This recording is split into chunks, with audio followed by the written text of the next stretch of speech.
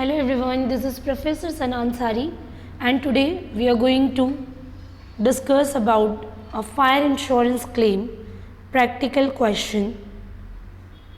इस क्वेश्चन में हम कैलकुलेट करेंगे amount of claim and loss of stock. ठीक है. So previously I have already uploaded the basic question and the theory part of the fire insurance claim.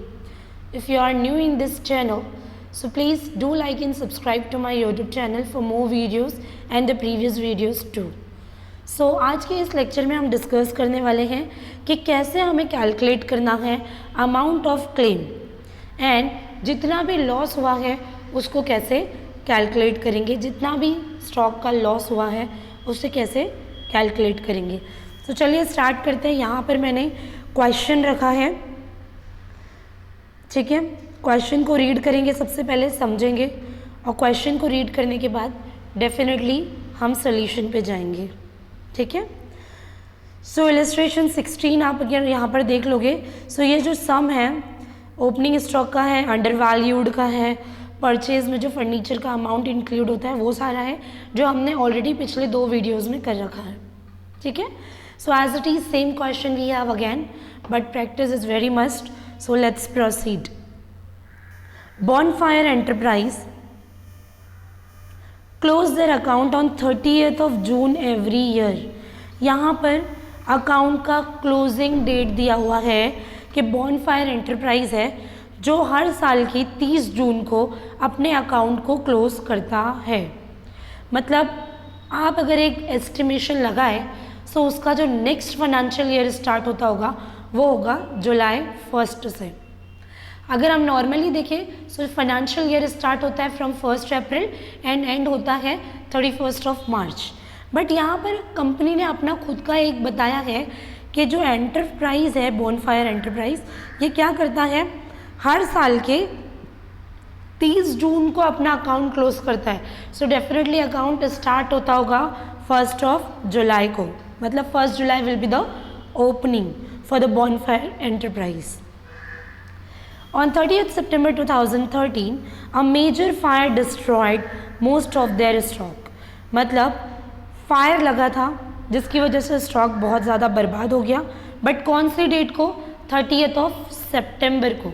हम जब भी मेमोरेंडम ट्रेडिंग अकाउंट बनाते हैं वो आपकी ओपनिंग से लेके till the date of fire तक बनाया जाता है. मतलब ओपनिंग स्टॉक है जैसे हमने अभी कैलकुलेट किया, ओपनिंग स्टॉक विल बी 1 जुलाई. ठीक है. अब यहाँ पर आग कब लगा? 30 सितंबर 2013. मतलब ओपनिंग हो जाएगा 1 जुलाई 2013 और till the date of fire मतलब 1 अप्रैल 2013 to 30th of September 2013.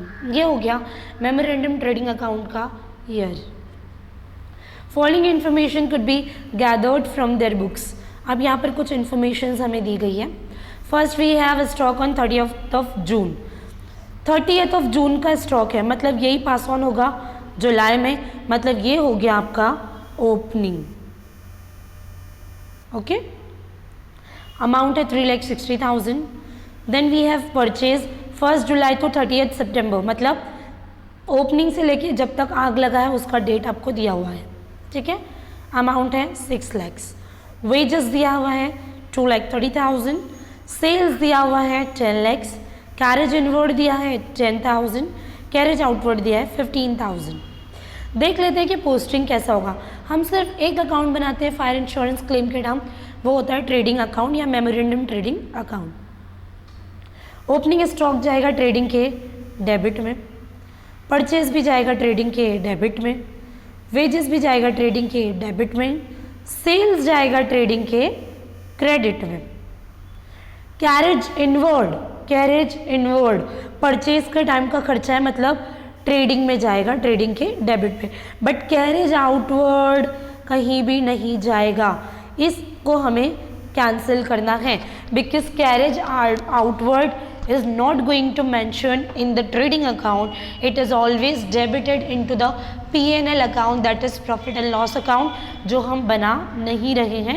In the fire insurance claim we just have to be prepare a memorandum trading account only. So P&L account है ही नहीं, so carriage inward का posting नहीं जाएगा। पिछले videos में, lectures में हमने डिस्कस किया था फाइनेंशियल या सेलिंग एक्सपेंसेस होते हैं, फाइनेंशियल एक्सपेंसेस होते हैं, एडवर्टीजमेंट एक्सपेंसेस, ये सारे पार्ट हैं आपके P&L के। So we are not suppose to mention into the trading account, so इसे हम कैंसिल कर रहे हैं। नाउ आगे पढ़ लेते हैं। Average percentage of gross profit to cost 33.1/3, मतलब 1/4, किसी का भी 1/3 हुआ मतलब 1/4 आप यहाँ पे कैलकुलेट करेंगे। स्टॉक ऑफ द वैल्यू का स्टॉक 75,000 कुड बी सैल्वेज्ड। सैल्वेज्ड क्या होता है? जितना स्टॉक्स बच गया आग लगने से, ठीक है। समझो एग्जाम्पल, 5 लाख का स्टॉक रखा हुआ था, 3 लाख में आग लग गई, 2 लाख बच गया, so 2 lakh will be the salvaged value. So यहाँ पर stock of the value ₹75,000 could be salvaged, इतना अमाउंट क्या है? सैल्वेज्ड, ठीक है।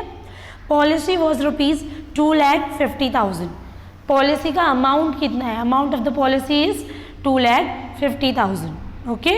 अब यहाँ पर हमें एवरेज क्लॉज के थ्रू सम को सॉल्व करना है। Now we have some additional informations, but we are not supposed to pass two effects of the following adjustments, because हमारे पास ट्रेडिंग अकाउंट है, so only एक एक एडजस्टमेंट्स जाएंगे, इफेक्ट जाएंगे। Stock in the beginning was calculated at 10% less than cost, मतलब जो opening stock है, beginning मतलब ओपनिंग स्टॉक में जो कॉस्ट है ना उसको 10% से कम दिखाया गया है। मतलब जो एक्चुअल कॉस्ट है, ओपनिंग स्टॉक है, ये कितना दिखा रहा है हमें? सिर्फ 90%, वो 10% से लेस है, इस वजह से हम इसको उसमें जाकर ऐड कर देंगे। मतलब जब हम स्टॉक का जब पोस्टिंग करेंगे वहाँ पर 1 लाइन का गैप हमने रखना है। Then we have purchase include purchase of furniture ₹25,000, मतलब परचेज का जो अमाउंट है, लाइक ये वाला, इसके अंदर और स्टॉक परचेज के अंदर फर्नीचर को जो परचेज किया गया था वो भी ऐड ऑन कर दिया गया। लेकिन आपको पता हो फर्नीचर इज एन एसेट, और एसेट का पोस्टिंग या उसका जो भी एंट्री या इफेक्ट जाता है वो जाता है बैलेंस शीट एसेट साइड। हमने बैलेंस शीट बनाया ही नहीं है। सो ट्रेडिंग में ये कह रहा है कि परचेज के ट्रेडिंग में परचेज ऑफ फर्नीचर एडेड है, उसको यहाँ से हम क्या कर देंगे? लेस कर देंगे, क्योंकि इसका posting should be goes on balance sheet, जो हमने नहीं बनाया है। सो ट्रेडिंग में से इतने अमाउंट को हम माइनस कर देंगे। उसके बाद amount for bringing and stepping of the furniture in the office was ₹5,000 which was included in carriage inward, मतलब जैसे रिटर्न ऑफ सेटिंग अप होता है, इसका अमाउंट है फर्नीचर का जो 5,000 रुपया था, इसको किस में इंक्लूड कर दिया? कैरेज इनवर्ड में। जैसे कि यहाँ देखो हमने लिखा था कैरेज इनवर्ड में ऐड कर दिया। अगेन फर्नीचर का खर्चा है, बैलेंस शीट में जाना चाहिए, कैरेज इनवर्ड में ऐड किया तो कैरेज इनवर्ड से लेस कर देंगे, ओके। तो चलिए हम सोल्यूशन की तरफ बढ़ते हैं। यहाँ लिखा है you are required to calculate amount of claim and loss of stock, ठीक है। चलिए सम यहाँ पर सॉल्व करते हैं, देखते हैं किस तरीके से करना है। पर्टिकुलर्स के कॉलम बनेंगे डेबिट क्रेडिट साइड, दो कॉलम्स बनेंगे अमाउंट के, इनर एंड आउटर, क्योंकि एक एक एडजस्टमेंट्स के इफेक्ट सिखाने। स्टार्ट करते ही आपको यहाँ पर सबसे पहले स्टार्टिंग में हेडिंग डालना है memorandum trading account of bonfire enterprise, भी आप लिख सकते हो।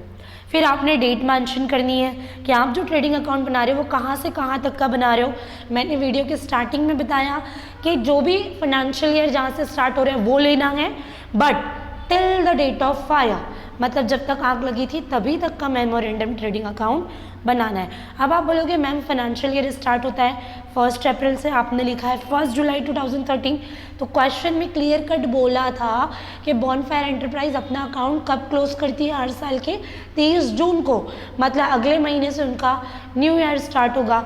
So new year will be from 1 जुलाई 2013, और आग लगी थी 30 सितंबर को, इसलिए मैंने यहाँ लिख दिया है फ्रॉम 1 जुलाई 2013 टू 30 सितंबर 2013। चलिए सम को सॉल्व करना स्टार्ट करते हैं। Particulars debit credit. अब यहाँ पर आप देखिए सम में सबसे पहले लाइन वाइज ही आपको कभी भी पोस्टिंग करनी है, ठीक है।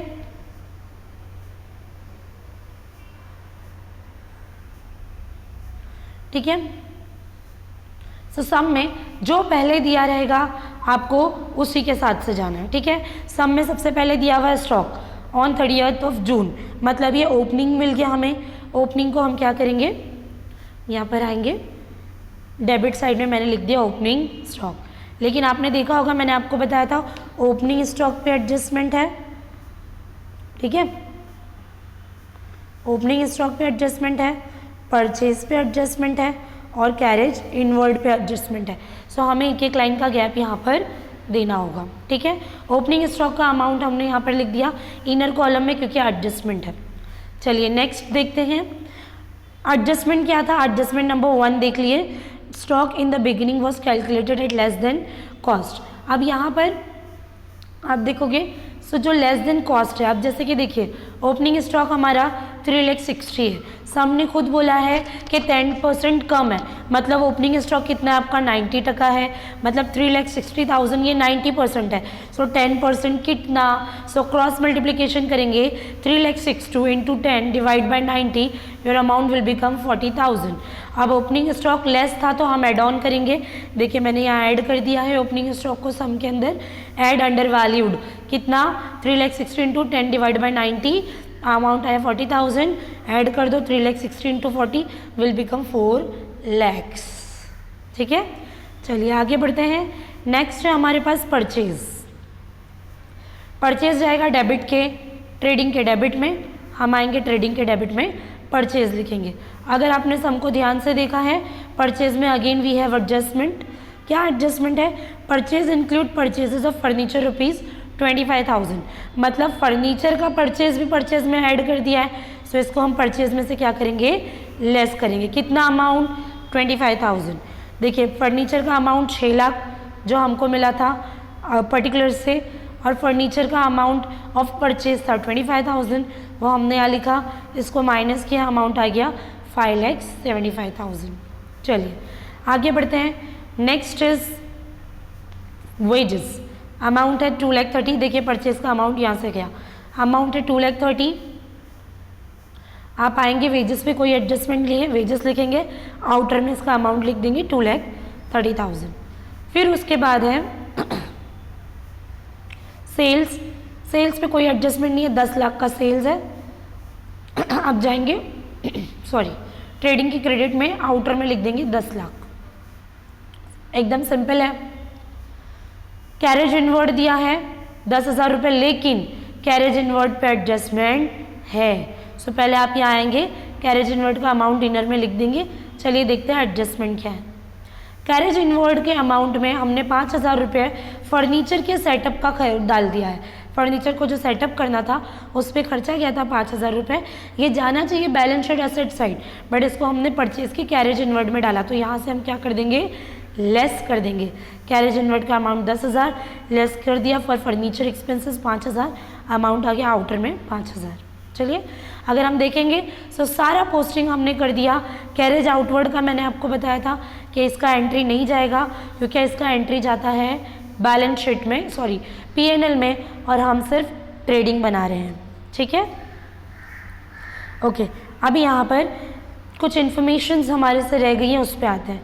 एडिशनल इन्फॉर्मेशन पूरी हो गई ना। यहाँ पर कुछ इन्फॉर्मेशन दिया है कि average percentage of gross profit is 33.1/3। 33/1/3 100 में से अगर हम देखेंगे तो ये होता है उसका 1/4। सो आप 33/1/3 से भी सॉल्व कर सकते हो कैलसी पे रख के, या फिर डायरेक्टली। आपको यहाँ पर एक चीज़ ध्यान देनी है कि उसने किस पे बोला है, ठीक है। नॉर्मली क्या होता है, एक आपका कॉस्ट होता है, फिर आपका प्रॉफिट होता है, फिर आता है आपका सेल्स। कभी भी देखने का कि ग्रॉस प्रॉफिट दिया किस पे। क्वेश्चन में हमें ग्रॉस प्रॉफिट दिया है ऑन कॉस्ट, मतलब कॉस्ट होगा 100%, ठीक है। प्रॉफिट होगा 33.33%। सो सेल्स पूरा क्या जाएगा आपका 133.33%।